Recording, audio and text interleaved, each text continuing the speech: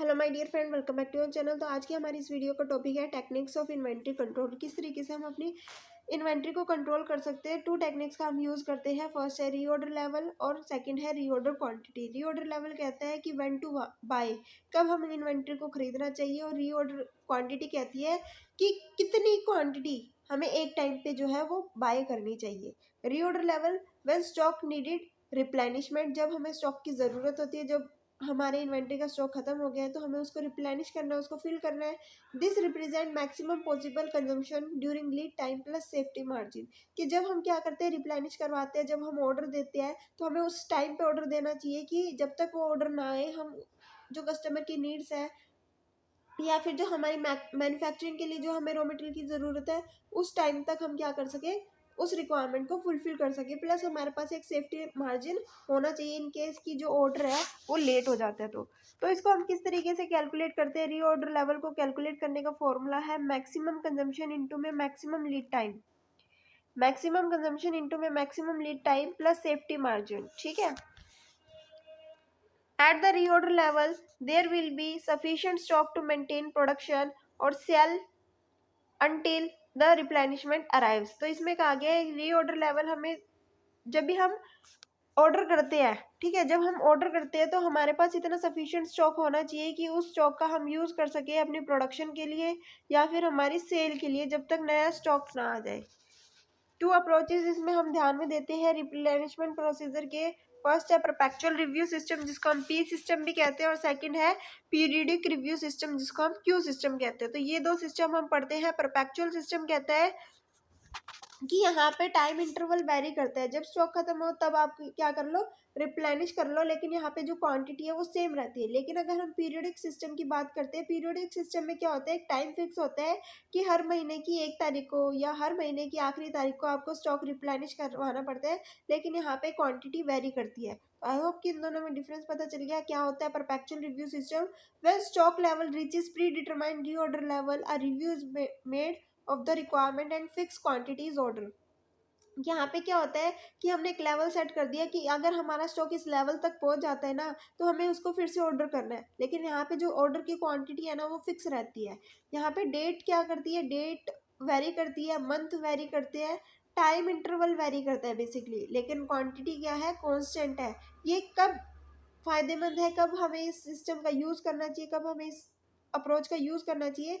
It is suitable for C and low value B item, यानी कि हमने selective inventory control में ABC analysis पढ़ा था, जिसमें हमने पढ़ा था कि ए आइटम्स वो होती है जिसकी ज़्यादा कंजम्पशन होती है, बी और सी आइटम ऐसी होती है जिनकी कम कंजम्पशन होती है, जिसपे कम ध्यान देना चाहिए, जिसपे कम कंट्रोल रखना चाहिए। तो परपेचुअल रिव्यू सिस्टम का यूज़ किया जाता है बी और सी आइटम के लिए, लेकिन पीरियोडिक रिव्यू सिस्टम का यूज़ किया जाता है हमारा ए आइटम्स के लिए जिसकी हाई वैल्यू होती है। ठीक है। The review is made on a particular day, say first of every month. Time interval constant है, यहाँ पे टाइम कांस्टेंट है लेकिन क्वांटिटी वेरी करती है। It is suitable for A and high value B item, it require more safety for a given risk of stock out. यहाँ पे ज़्यादा हमें ध्यान रखना है कि जो हमारा स्टॉक है वो ख़त्म ना हो जाए। इसमें आता है रीऑर्डर क्वांटिटी। उसके बाद आता है reorder quantity, it is also called economic order quantity, की कितनी क्वांटिटी हमें ऑर्डर करनी है। अब हम यहाँ पे ये देखेंगे, पहले हमने देखा कि रीऑर्डर लेवल किस लेवल पे हमें ऑर्डर करना है। रीऑर्डर लेवल को यानी कि रिप्लेनिशमेंट को हमने दो पार्ट में पढ़ा, एक तो परपेचुअल और एक है पीरियोडिक।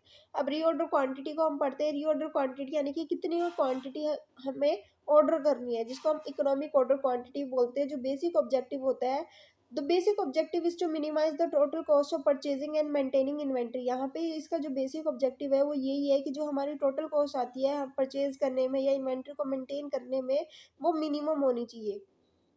परचेजिंग कॉस्ट की अगर हम बात करें तो कॉस्ट इन्वॉल्व कॉलिंग क्वाटेशन, ठीक है, scrutinising quotation, deciding supplier, issuing purchase order, cost of material etcetera. यानी कि जब भी हम परचेज करते हैं तो क्वाटेशन देखते हैं, हर एक कंपनी का क्वाटेशन मंगाते हैं, सप्लायर को डिसाइड करते हैं, उसके बाद परचेज ऑर्डर को इशू करते हैं, मटेरियल की कॉस्ट को देखते हैं। तो ये सारी चीज़ें जो है हमारे परचेजिंग कॉस्ट का पार्ट होती है। उसके बाद आती है inventory carrying cost. Inventory carrying cost क्या होती है, interest on money locked in inventories,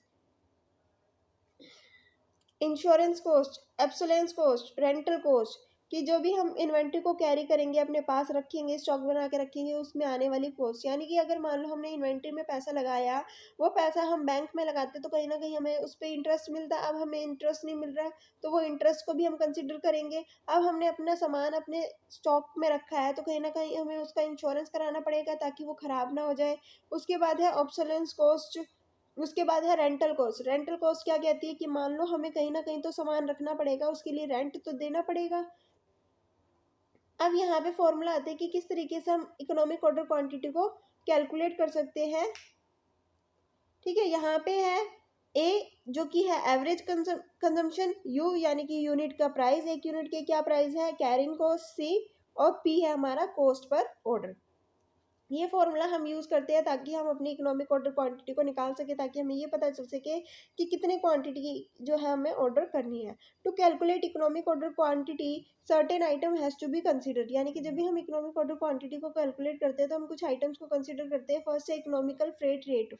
economical freight rate क्या कहता है, if full wagon load is cheaper than taking the material as small then it is better to increase the quantity, यानी कि अगर हम फुल वैगन मंगाते हैं, पूरी कार भर के मंगाते हैं, पूरा ट्रक भर के मंगवाते हैं तो हमें सस्ता पड़ता है, रेदर देन हम छोटे छोटे बार बार स्मॉलर यूनिट्स में मंगाए। तो हम क्या करेंगे, पूरा वैगन ही मंगा लेंगे ताकि जो हमारी कॉस्ट है वो क्या है, कम आए। If full wagon load is cheaper than taking the material as small then it is better to increase the quantity.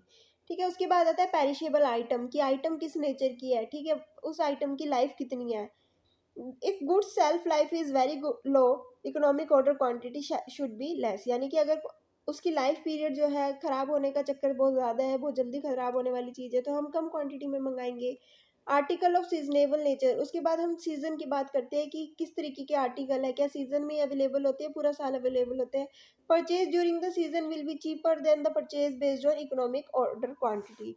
ठीक है, अगर हम क्या करते हैं, सीज़न में मंगाते हैं तो सीज़न में क्या होता है, चीज़ें सस्ती मिलती है तो हम सीज़न के हिसाब से क्या करेंगे, पहले ही मंगा के रख लेंगे, क्योंकि बिना सीज़न की चीज़ें बहुत महंगी हो जाती है, तो कॉस्ट बेनिफिट उठाने के लिए हम उस चीज़ को सीजन में मंगाएंगे। उसके बाद आता है हमारा डिस्काउंट। डिस्काउंट क्या कहता है, if discount is available on bulk purchase it is better to purchase in bulk, अगर हमें बल्क में खरीदने पे डिस्काउंट मिल रहा है तो हम बल्क में खरीदेंगे।